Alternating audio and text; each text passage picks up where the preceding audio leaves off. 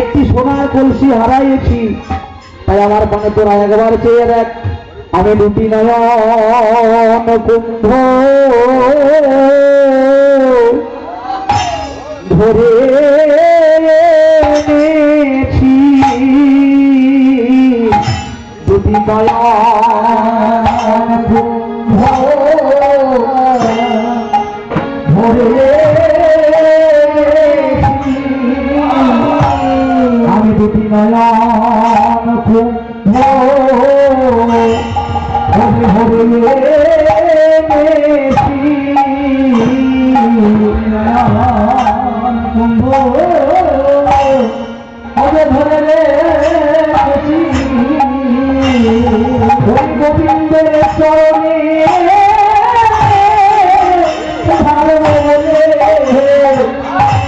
আমি দুটি নয়ন কুম্ভ ধরে এনেছি, গোবিন্দ চরণে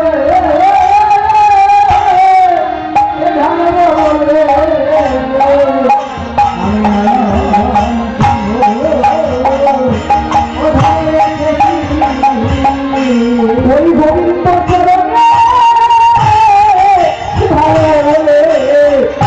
আমার দুটি নয়ন কুম্ভ আমি ধরে এনেছি, গোবিন্দ চরণে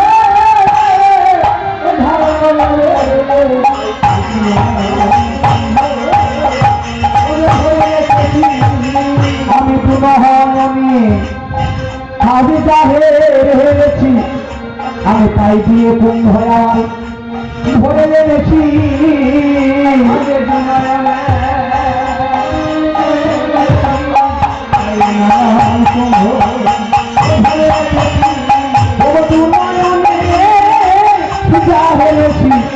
তাই আর কুম্ভে ভরে এনেছি,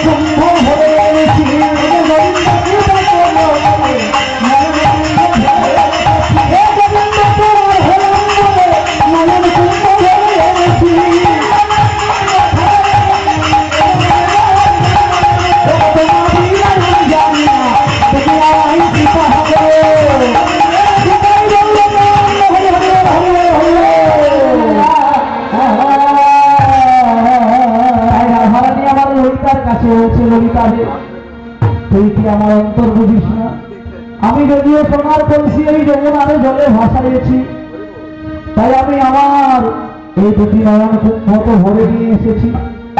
বলে আচ্ছা আচ্ছা নয়ন কুম্ভ ভরে এনেছিস? বলে হ্যাঁ। তাহলে কি দিয়ে ভরে এনেছিস? বলে আমি যা দেখেছি তাই ভরে নিয়ে এসেছি। বলে কি দেখেছিস?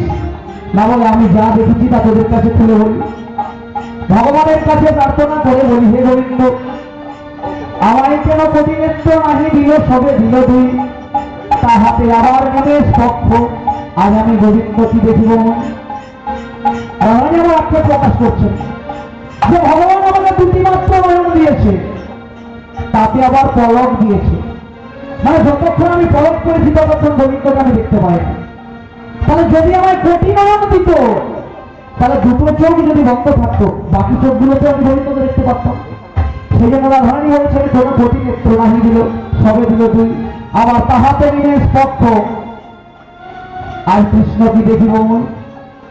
তবে হ্যাঁ, তবু তোদের কাছে একটা কথা বলি, সব মানুষকেই তো দুটো নয়ন দিয়েছে, আবার তোকে কি আলাদা করে বেশি দেবে নাকি?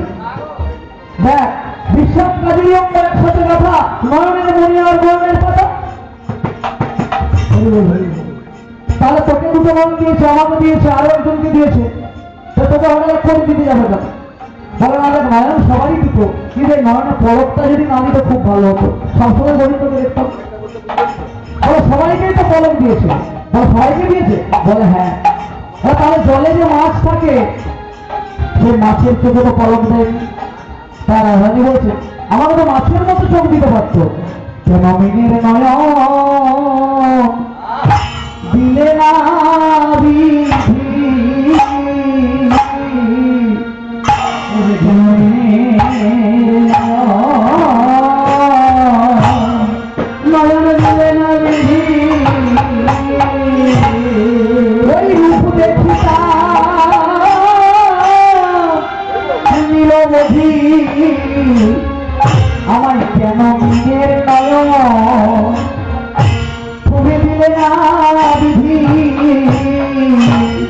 কাজলের রূপ দেখিত আমার নয়নাধি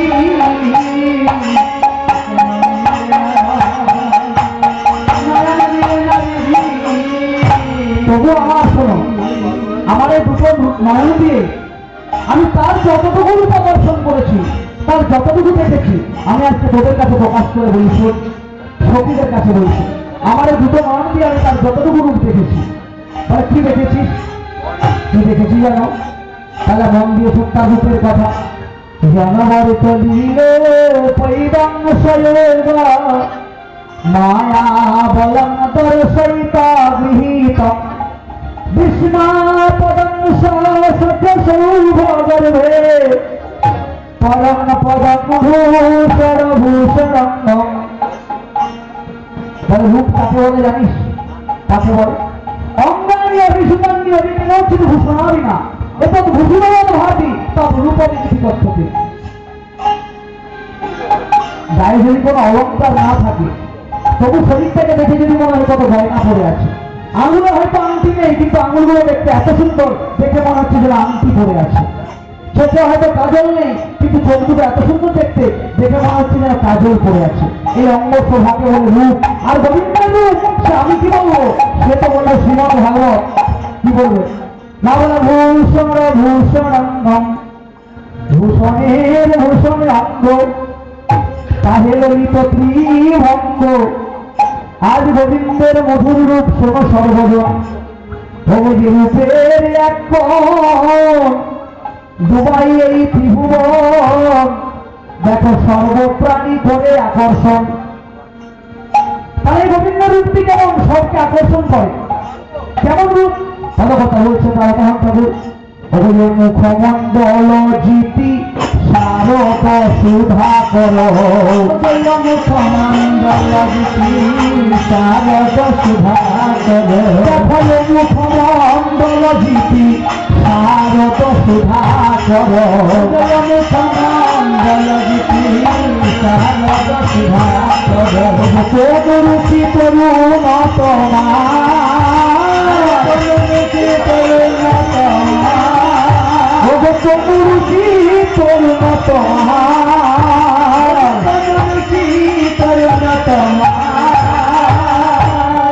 বলি তুলনা হয় না, তুলনা হয় না, তুলনা হয় না, তুলনা হয় না, আমি গোবিন্দের রূপে তুলনা হয় না,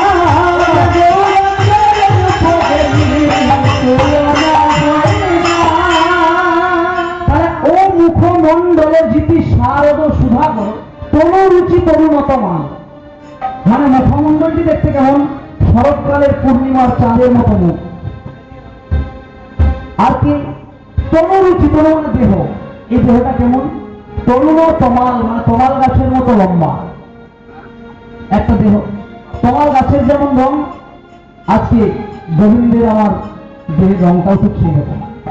সেই জন্য বলছেন তনুরুচি তরুণ তমাল। আর দেখে কি মনে হচ্ছে জানো? তাহলে কি মনে হচ্ছে? যেন তমাল গাছে চাঁদ ফলেছে, যেন তমাল গাছে চাঁদ ফলেছে, তমাল গাছে চাঁদ ফলেছে, অকলঙ্ক নিষ্কলঙ্ক তমাল গাছে চাঁদ ফলেছে,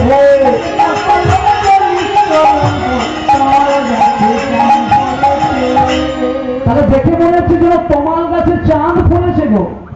হ্যাঁ, তাহলে এই চাঁদটি কেমন? নাহলে হচ্ছে আমার কৃষ্ণচন্দ্র, মানে একটি মাত্র চন্দ্র। তাহলে এই চন্দ্রকে সবাই দর্শন করতে পারে না। তারা পারে না, যারা দুটো পক্ষের মিলন দেখেছে তারাই পারে। হ্যাঁ, তাহলে কিভাবে সেই মিলনটা দেখবে? ওই জন্য পদবর্তা বলছেন, ও একে চন্দ্র, একে চন্দ্র, একে চন্দ্র, একে চন্দ্র, ও একে চন্দ্র, একে চন্দ্র, চন্দ্র, একে চন্দ্র, ছেলে আমার কৃষ্ণ চন্দ্র, একে চন্দ্র, একে চন্দ্র, ছেলে আমার কৃষ্ণ চন্দ্র, একে চন্দ্র, একে চন্দ্র। তাহলে একে চন্দ্র আমার কৃষ্ণ চন্দ্র কখন দেখা যায়? সেই চাঁদটাকে কখন দেখা যাবে? দুটি পক্ষে মিলন হলে, দুটি পক্ষে মিলন হলে দুটি পক্ষের মিলন হলে, দুটি পক্ষের মিলন হলে, দেখা যাচ্ছে চন্দ্রের দর্শন মিলে দুটি পক্ষের মিলন হলে, চন্দ্রের দর্শন মিলে দুটি পক্ষের মিলন হলে। দুটো পক্ষ, একটা হচ্ছে শুক্লা পক্ষ, একটা হচ্ছে কৃষ্ণ পক্ষ। তাহলে এই দুটো পক্ষ মিলিত হলে তবেই ভগবানের দর্শন পাওয়া যায়, সে কৃষ্ণচন্দ্রের দর্শন পাওয়া যায়। তাহলে দুটো পক্ষের মিলন শুধু হলে হবে না, দেখার জন্য নয়নটাও দরকার। তাহলে এই নয়নটাকে ঠিক হতে হবে, নয়ন যদি ঠিক না হয় সেই চাঁদকে দেখা যায় না। তাহলে কি নয়ন হতে হবে না? আমাদের এই দুটো নেত্র আছে, তাই তো? কথায় বলি না তিনে নেত্র। তাহলে যখন দুটি পক্ষের মিলন হয় তখন তিনে নেত্রে তার দর্শন পাওয়া যায়। সেই জন্য বোধকর্তা বলছেন, দুটি পক্ষের মিলন হলে তিনে নেত্রে দর্শন মিলে, দুটি পক্ষের মিলন হলে তিনে নেত্রে দর্শন মিলে, দুটি পক্ষের মিলন হলে তিনে নেত্রে দর্শন মিলে, দুটি পক্ষের মিলন হলে তিনে নেত্রে দর্শন মিলে। তারা দুটি পক্ষের মিলন হলো, তিনে নেত্রে দর্শন মিলল, কিন্তু দর্শন মিললেই তার উপরে ভক্তি স্থাপন করা যায় না।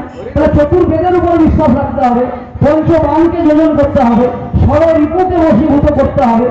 তখন কি হবে? সপ্তম দরজা খুলে যাবে, সাত সমুদ্র পারে যাবে, সেখানে অষ্টবসুর দর্শন পাবে, নববিধার ভক্তি আসবে।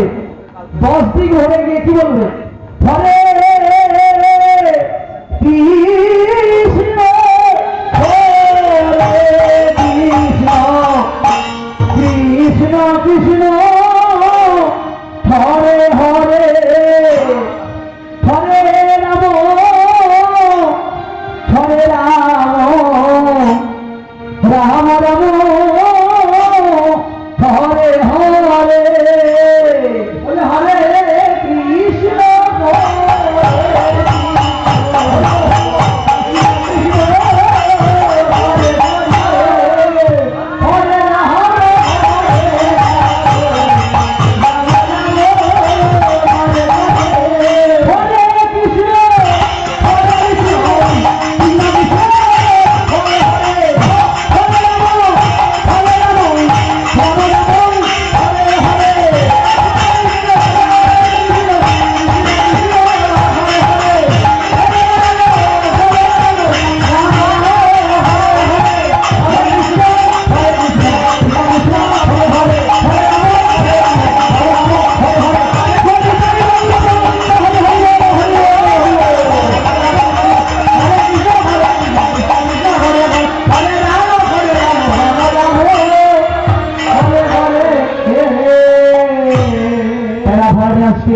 তার এই রূপের বর্ণনা দিলেন। তার গোবিন্দের সখীদের কাছে বলছে, এই হচ্ছে গোবিন্দের অপূর্ব শোভা, যা সমস্ত কিছুকে হার বানিয়ে দেয়।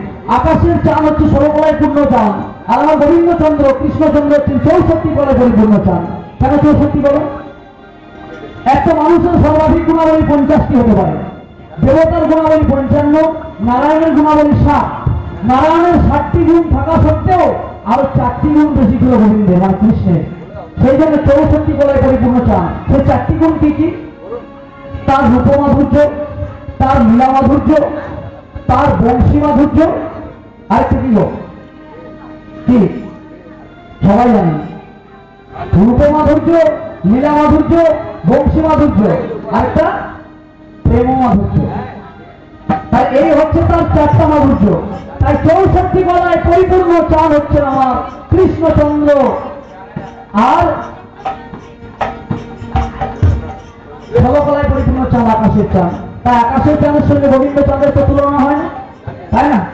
সেই জন্য আজকে রাধারানী আমার সেই রূপ চাঁদকেই দেখলেন। আর চাঁদকে যে দেখেছিলেন এই গোবিন্দের এই অপরূপ শোভা, যে ত্রিভঙ্গ মূর্তিধারী, সেই মূর্তিধারী কেমন রূপ দেখতে সমানন্দ প্রভু কলম দিয়ে লিখেছিলেন এই অপূর্ব লীলা। কেমন সেই রূপ গোবিন্দের? আজ বিনোদ ফুলে বিনোদ মালা, বিনোদ ফুলে বিনোদ মালা, বিনোদ গলায় দোলে, বিনোদ গলায় দোলে, কোন বিনোদিনী গাঁথিল মালা, কোন বিনোদিনী গাঁথিল মালা, বিনোদ বিনোদ ফুলে বিনোদ বিনোদ ফুলে, বিনোদ কেশ বিনোদ বেশ, বিনোদ কেশ বিনোদ বেশ, বিনোদ লাঠির তারা, বিনোদ লাঠির তারা, বিনোদ নগর বিনোদ নগর, বিনোদ নগর বিনোদ নগর, বিনোদ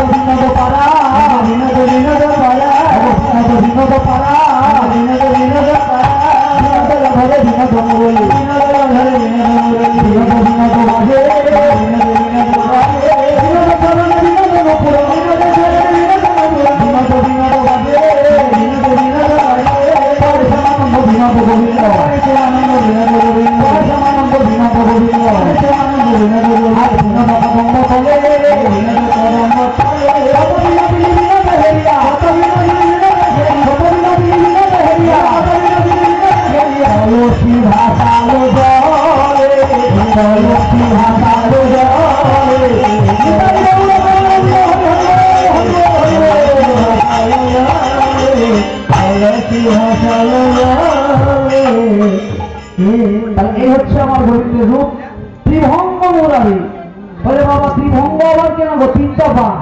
ললিতা বলছে দেখ তুই যতই রূপের বর্ণনা করতেন গোবিন্দ তোর কৃষ্ণের, কিন্তু তবু কি না এত সুন্দর রূপের বর্ণনা করে তো হচ্ছে তিনখানা বান, সে আবার কেমন মানুষ? ললিতা বলছে যে কেন তিনখানা বান করলে মানুষ হবে না? বলে সেটা বুঝতে পারছি, কিন্তু তুই যদি এত রূপের বর্ণনা দিচ্ছিস তাহলে তার তিনটা বান কেন বলতো? ললিতা জিজ্ঞাসা করছে দাদা কি মায়া কৃষ্ণের তো তিনটা বান, বলো না ত্রিভঙ্গ মূর্তি বলে তো, তাহলে তিনটা বান কেন তিনটা বান?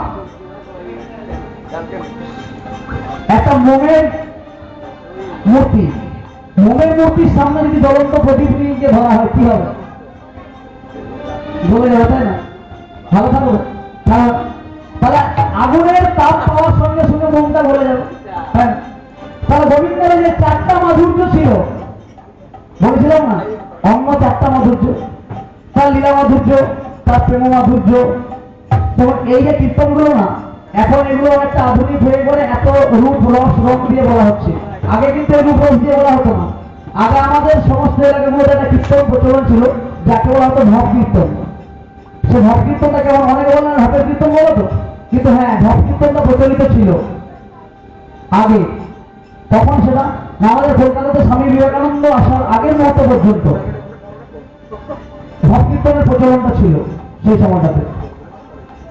কিরকম সেটা না, এই যে আজকে কথা বলা হচ্ছে সঙ্গে সঙ্গে সেই কথার অর্থ বলে দেওয়া হচ্ছে, ব্যাখ্যা করে দেওয়া হচ্ছে। তখন কিন্তু এত ছিল না। তখন রাধা বললেন বলে গান শুরু হয়ে গেল, কৃষ্ণ বললেন বলে গান শুরু হয়ে গেল, বলাই বললেন গান শুরু হয়ে গেল।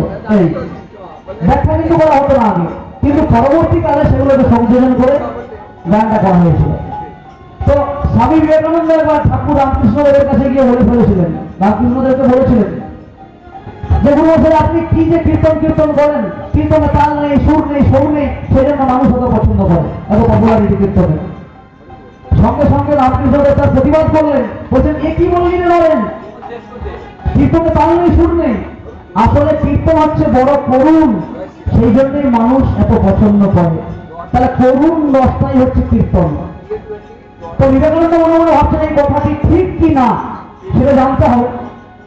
তা তিনি রাজস্থানের ক্ষেত্রীতে যখন গেলেন প্রথম, সেখানে গিয়ে ক্ষেত্রী রাজসভায় উপস্থিত হয়েছেন। সেই রাজসভায় একজন বাইজি গান করবে, তার নাম হচ্ছে ময়নাবাই। সেই ময়নাবাই গান শুরু যখন করবেন, বিবেকানন্দ বলছেন বাহ আমি একজন সন্ন্যাসী মানুষ, বাইজির গান শোনা আমার ঠিক হবে না। তাহলে কি হবে না, বাইজি দোতলায় গান গাইছেন, বিবেকানন্দ উঠে গেলেন তিনতলার উপরে। সেই বাইজি মনে মনে ভাবছেন বাহ একজন সন্ন্যাসী মানুষ আজকে আমার গান শুনবেন বলে আমি ভেবেছিলাম, কিন্তু তাও হলো না। যাক দেবতা গ্রহণ করুক বা নাই করুক, আমি আমার গানের দায়ী সাজিয়ে রাখি বলে বাইজি দোতলায় গান ধরলেন। তখনকার তিনি হিন্দি সাহিত্যের বিখ্যাত পদ রচনা যিনি করতেন বৃন্দাবনে, তার নাম হচ্ছে সুরদাসজি। সেই সুরদাসজি দেওয়া পদ বাইজি শুরু করলেন, প্রভু মেরে অপগুণ চিতনা ধরো। আর এই পদটির মধ্যে শেষ যে লাইনটার কথা তিনি বলছেন, অজ্ঞানী সে ভেদ কাহে প্রভু জ্ঞানী কাহে ভেদ করো, প্রভু মেরে অপগুণ চিতনা ধরো। এই লাইনটার মধ্যে বেদান্ত দর্শনের মূল জিনিসটি খুঁজে পেলেন। অজ্ঞানী সে ভেদ করে, একই তত্ত্ব বরফ ধোঁয়া এবং জল। অজ্ঞানীর কাছে ভেদাভেদ হতে পারে, কিন্তু যে জ্ঞানী তার কাছে তো কখনো ভেদাভেদ হয় না। সে তো জানে একটাই তত্ত্ব, বরফ একটা, জল একটা, ধোঁয়া একটা, সেটা আলাদা নয়, তিনটাই এক। যে জ্ঞানী আর যে অজ্ঞানী তার কাছে তিনটা আলাদা। সেই রকম একই তত্ত্ব ব্রহ্মজ্ঞানীর কাছে ব্রহ্ম, যোগীর কাছে পরমাত্মা, আবার ভক্তের কাছে ভগবান, একই তত্ত্ব। তাই সেই বেদান্ত দর্শনের মূল তত্ত্বটি খুঁজে পেয়ে বিবেকানন্দ নিচে নেমে এলেন দোতলাতে, এসে সেই বাইজিকে বলছেন মা আপনার গান শুনে আমি মুগ্ধ হয়েছি, আর আজকে আমি প্রকৃত সন্ন্যাসী হলাম বলে নিজের মাথার পাগড়ি খুলে সেই বাইজিকে গিফট দিয়েছিলেন, উপহার দিয়েছিলেন। তারপর তিনি রাজস্থান থেকে ফিরে এসে ঠাকুর রামকৃষ্ণদেবের কাছে বলছেন যে আপনি যে বলেছেন কীর্তনের কথা, আজ আমি বুঝতে পারলাম আদর্শ সঙ্গীত রহিয়াছে কীর্তনে। পরবর্তীকালে বিবেকানন্দ রামকৃষ্ণদেবের কাছে ভুল স্বীকার করেছিলেন, এবং ভুল স্বীকার করে তিনি তার একটি বইতে লিখেও গেছেন। কি বলেছিলেন সেই বইতে তিনি লিখে গেছেন যে তিনি ঠাকুরের কাছে তার বশ্যতা স্বীকার করছেন, এবং কীর্তন প্রসঙ্গে তিনি লিখছেন there is science in dhrupad tal etcetera, but it is in kirtan that there is real music, for there is feeling.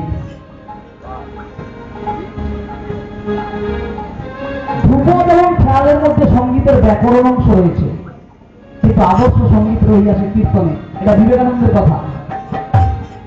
কেউ যদি ধ্রুপদ খেয়ালকে মিশিয়ে সে কীর্তনকে পরিবেশন করতে পারে, তবে তার দ্বারা আদর্শ সঙ্গীত পরিবেশিত হয়।